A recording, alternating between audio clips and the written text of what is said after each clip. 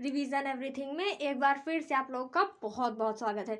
तो कैसे हैं आप लोग? आई होप आप सब बहुत ही अच्छे होंगे।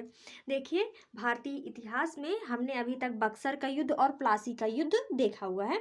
तो आज हम देखेंगे यूरोपीय कंपनियां, उनकी कब स्थापना हुई और वो भारत में किस हिसाब से या किस सीरियल में आए हुए हैं, क्योंकि सीरियल याद रखना भी ज़रूरी होता है। ठीक है, तो देखिए, सबसे पहले पुर्तगाली ईस्ट इंडिया कंपनी की स्थापना हुई 1498 ईस्वी में। ये 1498 ईस्वी आप लोग याद कर सकते हैं, क्योंकि देखिए 1498 ईस्वी को ही वास्को डी गामा भारत पहुंचा था, केरल के कालीकट बंदरगाह पे। ठीक है, तो उसी समय पुर्तगाली ईस्ट इंडिया कंपनी की स्थापना हो गई। तो फिर पुर्तगाली ईस्ट इंडिया कंपनी के बाद ब्रिटिश ईस्ट इंडिया कंपनी की स्थापना हुई 31 दिसंबर 1600 को। ठीक है, फिर उसके बाद डच ईस्ट इंडिया कंपनी की स्थापना हुई 1602 ईस्वी में। फिर डेनमार्क ईस्ट इंडिया कंपनी की स्थापना हुई 1616 ईस्वी में। फिर फ्रेंच ईस्ट इंडिया कंपनी की स्थापना हुई 1664 ईस्वी में। और स्वीडिश ईस्ट इंडिया कंपनी की स्थापना हुई 1731 ईस्वी में। यहाँ पे एक गौर करने वाली बात है कि ये जितनी भी कंपनियां थी सब प्राइवेट कंपनियां थी, चाहे पुर्तगाल की हो, ब्रिटिश की हो, डच की हो, मतलब ये सभी प्राइवेट कंपनियां थी।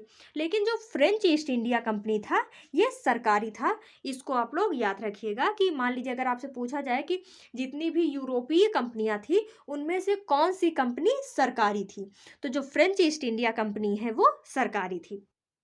तो ये था इसकी स्थापना कब कब हुई। अब देखते हैं ये भारत में किस सीरियल से आए हुए हैं। देखिए, स्थापना के हिसाब से आप लोग पूरा पूरा याद रख लीजिएगा, लेकिन भारत में अगर आने की बात की जाए कि यहाँ पे सिर्फ दो चीज़ें ही चेंज हुई है, ये ब्रिटेन और ये डच वाला। क्योंकि देखिए, भले ही ब्रिटेन की पहले ब्रिटिश ईस्ट इंडिया जो कंपनी थी उसकी स्थापना हो चुकी थी, लेकिन ब्रिटिश ईस्ट इंडिया कंपनी के पहले डच भारत में आए हुए थे।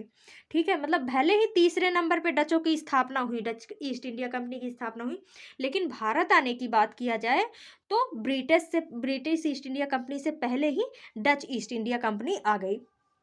तो आप लोग जब याद कीजिएगा तो इन सब को सीरियल से याद कर लीजिएगा।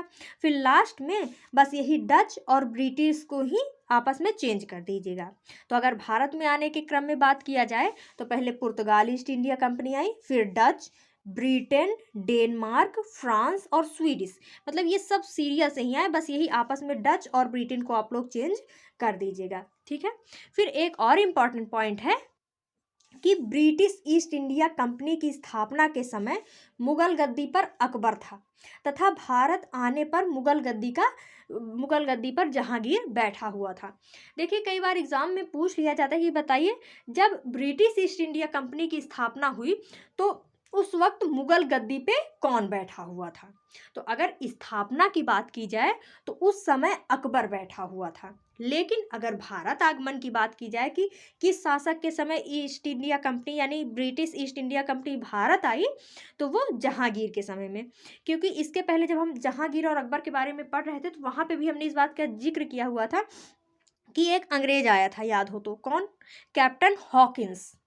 कैप्टन हॉकिंस के पास जो लेटर था, जो पत्र था अपने राजा का, वो अकबर के काल में आया, वो अकबर के लिए आया हुआ था। ठीक है, लेकिन अकबर की मृत्यु हो गई 1605 ईस्वी में, लेकिन जो हॉकिंस था वो 1606 ईस्वी में आया था। मिलने तो अकबर से आया हुआ था, लेकिन अकबर की 1605 में मृत्यु हो गई। तो जब 1606 ईस्वी में कैप्टन हॉकिंस आया तो उसकी मुलाकात जहांगीर से हुई।